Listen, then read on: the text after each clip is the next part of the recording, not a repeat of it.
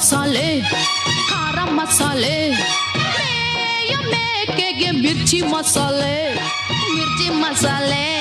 ತುಂಡು ಇದ್ದರೆ ಗುಂಡು ಒಳಗೆ ಹೋಗೋದು